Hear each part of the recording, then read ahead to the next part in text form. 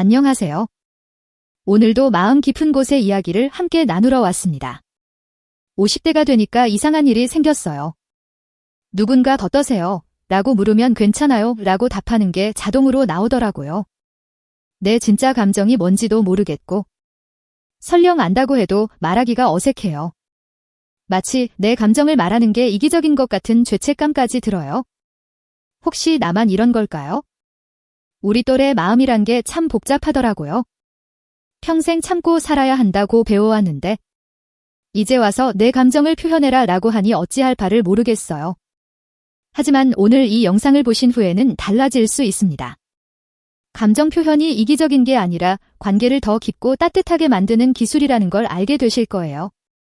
저도 10년 전까지만 해도 똑같았어요. 누군가 제 기분을 물어보면 좋아요, 다니면 괜찮아요 밖에 할 줄 몰랐거든요. 제 감정을 정확히 표현하는 게 이렇게 어려운 일인지 몰랐어요.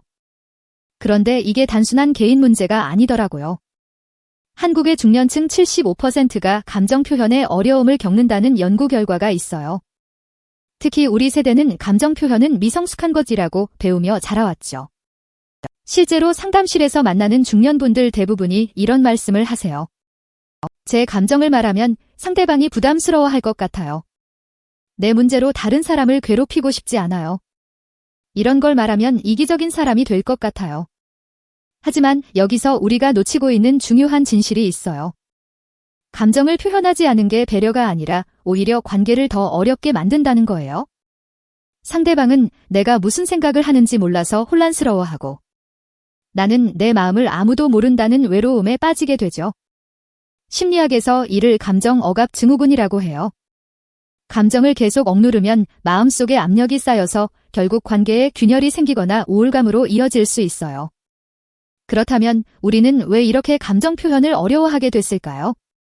첫 번째, 우리가 자란 환경이에요. 울면 안 돼. 화내면 안 돼. 남에게 피해주면 안 돼 라는 말을 수없이 들으며 자랐죠. 감정을 표현하는 건 절제력이 없는 거고 참는 게 어른다운 거라고 배웠어요. 두 번째, 완벽주의 문화예요. 항상 괜찮은 척을 해야 한다고 생각하게 됐어요. 내가 힘들다고 말하면 약한 사람으로 보일까 봐. 남에게 민폐를 끼칠까 봐 두려워하게 됐죠. 세 번째, 관계에서의 상처 경험이에요. 과거에 진심으로 내 감정을 표현했을 때 거절당했거나 비판받았던 기억이 있으면 마음의 문을 닫게 되거든요.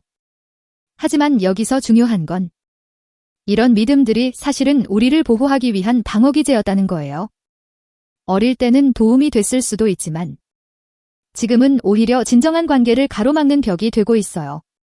실제로 UCLA 심리학 연구에 따르면 감정을 적절히 표현하는 사람들이 더 깊은 인간관계를 유지하고 심리적 안정감도 높다고 해요. 감정 표현은 이기적인 게 아니라 관계를 더 건강하게 만드는 필수 요소였던 거죠. 이제 진짜 중요한 이야기를 해볼게요. 감정 표현이 왜 이기적인 게 아닌지 말씀드릴게요. 먼저 제 경험을 들려드릴게요. 몇 년 전 제가 정말 힘든 시기를 겪고 있었는데 친구에게 요즘 어때? 라고 물어봤을 때 습관적으로 괜찮아 라고 답했어요. 그런데 그 친구가 이렇게 말하더라고요. 진짜 괜찮아. 뭔가 힘들어 보이는데 그때 저는 용기를 내서 솔직하게 말했어요. 사실 요즘 너무 외로워. 모든 게 버겁고 내가 잘하고 있는 건지 확신이 안 서. 그랬더니 친구가 고마워. 진짜 이야기를 들려줘서 라고 하더라고요. 그 순간 깨달았어요. 내가 진짜 감정을 숨기고 있을 때 상대방도 어떻게 반응해야 할지 모르겠다는 거려. 오히려 솔직하게 말했을 때 관계가 더 깊어지고 따뜻해졌어요. 심리학에서 이를 감정적 진정성이라고 해요. 진짜 감정을 나누는 게 상대방에게 나는 당신을 믿고 있어요 라는 메시지를 보내는 거예요. 이게 바로 깊은 관계의 시작이에요.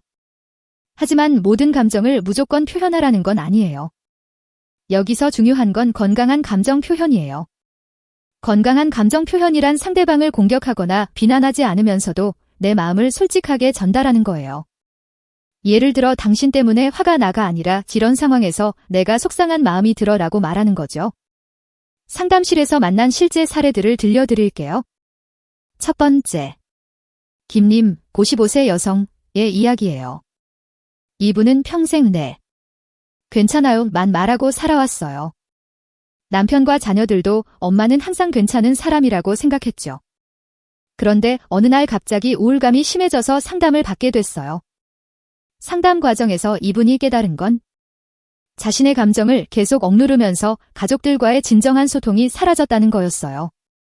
가족들은 엄마의 진짜 마음을 모르니까 어떻게 도와줘야 할지 몰랐고, 이분은 아무도 자신을 이해해주지 않는다고 느꼈던 거죠. 6개월간의 연습을 통해 이분은 조금씩 자신의 감정을 표현하기 시작했어요. 오늘 이런 일이 있어서 마음이 무거워 요즘 이런 걱정이 있어서 힘들어 라고 말하기 시작했죠. 그랬더니 놀라운 일이 일어났어요. 가족들이 오히려 더 관심을 가져주고 적극적으로 도와주려고 하더라고요. 남편이 왜 진작 말하지 않았어? 나도 도와주고 싶었는데 라고 하셨다고 해요. 두 번째. 박님, 48세 남성의 이야기예요. 이분은 직장에서 항상 네. 알겠습니다만 하는 사람이었어요. 업무량이 과도해도 부당한 대우를 받아도 참고 견뎠죠. 그런데 어느 날 번아웃이 와서 일을 할 수 없는 상태가 됐어요.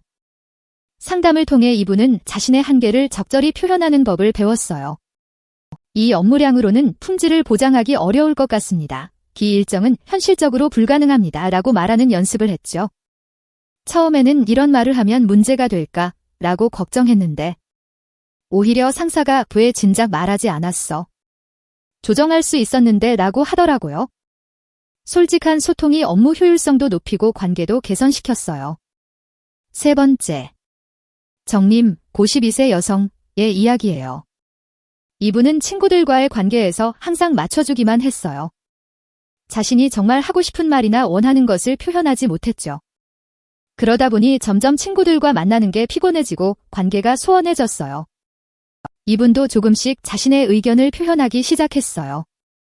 나는 사실 이런 생각이야. 이번엔 내가 하고 싶은 걸 해보면 어떨까? 라고 말하기 시작했죠. 놀랍게도 친구들의 반응이 매우 긍정적이었어요. 너 요즘 더 솔직해져서 좋다 진짜 너 같아서 좋아 라고 하더라고요. 진정한 자신을 보여줬을 때 관계가 더 깊어지고 편안해졌어요. 이제 구체적인 방법을 알려드릴게요. 건강한 감정 표현을 위한 7단계입니다. 1단계, 내 감정 알아차리기. 먼저 내가 지금 무슨 감정을 느끼는지 정확히 파악해야 해요. 하루에 몇 번씩 지금 내 마음이 어떤가? 라고 자문해 보세요. 화가 나는 건지, 슬픈 건지, 불안한 건지 구체적으로 이름을 붙여보세요. 2단계, 감정의 원인 찾기. 그 감정이 왜 생겼는지 생각해 보세요.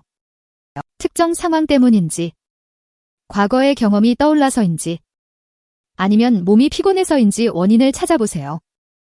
원인을 알면 표현하기가 더 쉬워져요.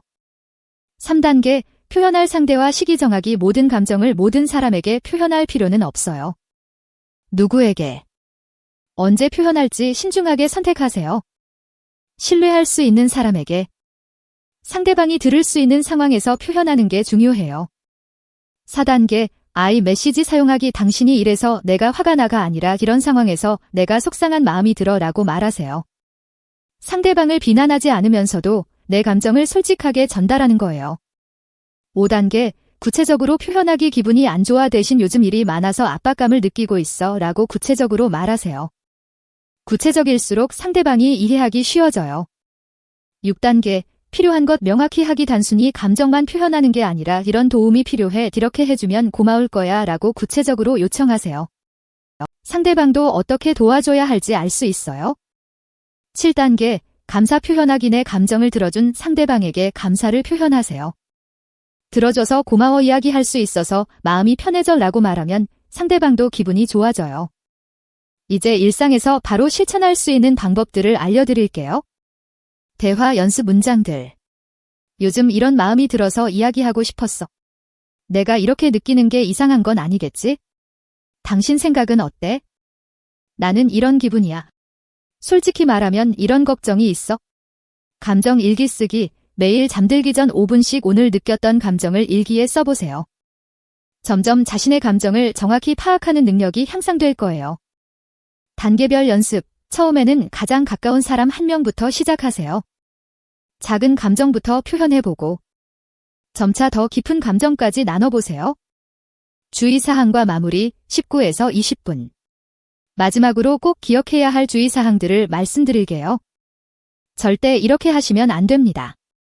감정을 표현한다고 해서 상대방을 공격하거나 비난하면 안 돼요. 또한 감정 표현을 상대방을 조종하는 수단으로 사용하면 안 됩니다. 감정 표현은 하루아침에 되는 게 아니에요. 평생 참아온 습관을 바꾸는 거니까 인내심을 갖고 꾸준히 연습하세요. 그리고 모든 사람이 내 감정을 이해해 줄 것이라고 기대하면 안 돼요. 어떤 사람은 아직 준비가 안 됐을 수도 있으니까요. 여러분, 감정 표현은 이기적인 게 아니라 용기예요. 진정한 자신을 보여주는 용기. 관계를 더 깊게 만드는 용기. 자신을 소중히 여기는 용기입니다. 오늘부터 조금씩 시작해보세요. 나는 지금 이런 마음이야 라고 말하는 것부터요. 그 한마디가 여러분의 관계를 그리고 인생을 바꿀 수 있습니다. 이런 이야기가 도움이 되셨다면 좋아요와 구독 부탁드려요. 여러분의 마음이 더 자유로워질 수 있도록 계속 함께 하겠습니다.